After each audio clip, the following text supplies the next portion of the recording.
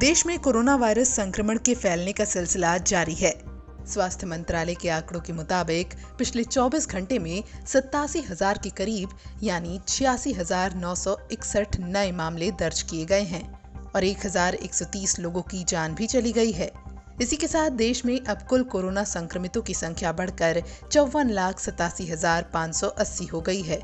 इनमें से 87,882 लोगों की मौत हो चुकी है। वहीं एक्टिव केस की संख्या 10,03,000 के पार है। वहीं एक राहत की बात यह है कि भारत में कोरोना वायरस से ठीक होने वाले मरीजों की संख्या और बढ़ रही है। कुल रिकवरी के मामले में भारत दुनिया के अन्य देशों से आगे निकलकर पहले स्थान पर बना हुआ है। वहीं अच्छी खबर यह है कि 24 घंटे में 93,356 मरीज ठीक हुए हैं और आंकड़ों के मुताबिक अब तक कुल 43,96,399 लोग इस कोरोना वायरस की महामारी को मात देकर ठीक हो चुके हैं। वहीं रिकवरी रेट यानी ठीक होने की दर 80% हो गई है।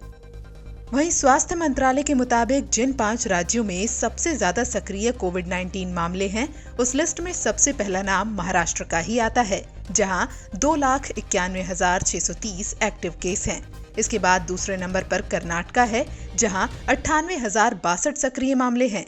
तीसरे नंबर पर 78,836 एक्टिव केसेस के साथ आंध्र प्रदेश है।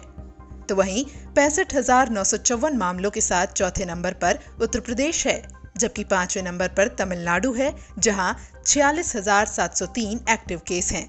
वहीं एक्टिव केस के मामले में दुनिया में भारत का दूसरा स्थान है।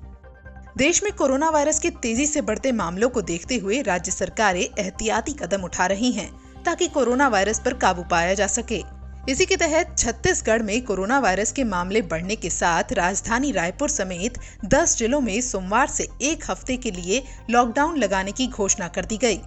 संभवतः इतने लंबे समय के लिए फिर से लॉकडाउन लगाने वाला छत्तीसगढ़ पहला राज्य होगा। साथ ही राजधानी रायपुर को 28 सितंबर तक कंटेनमेंट जोन भी घोषित किया गया है।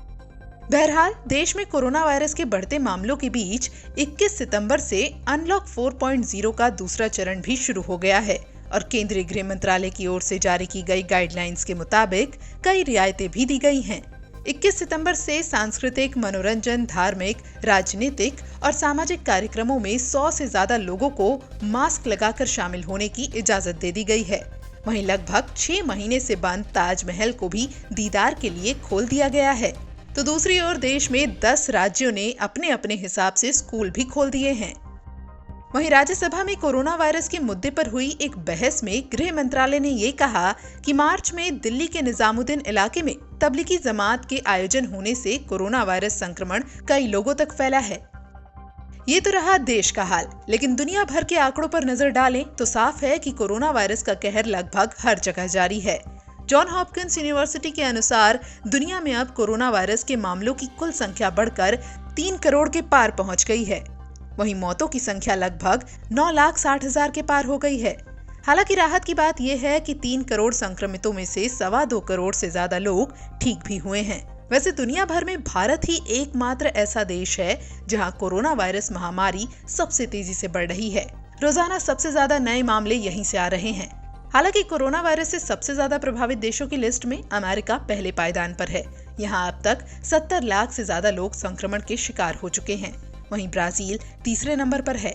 तो वहीं यूरोप में फिर एक बार कोरोना संक्रमण के मामले तेजी से बढ़ रहे हैं। ब्रिटेन के बाद अब फ्रांस में कोरोना वायरस का दूसरा प्रचंड रूप देखने को मिल रहा है। शनिवार को देश में कोरोना वायरस के 13,500 से ज्यादा नए मामले दर्ज किए गए। वहीं कोरोना वायरस के इस प्रकोप को देखते हुए दुनिया भर को कोरोना वायरस की वैक्सीन का बेसब्री से इंतजार है।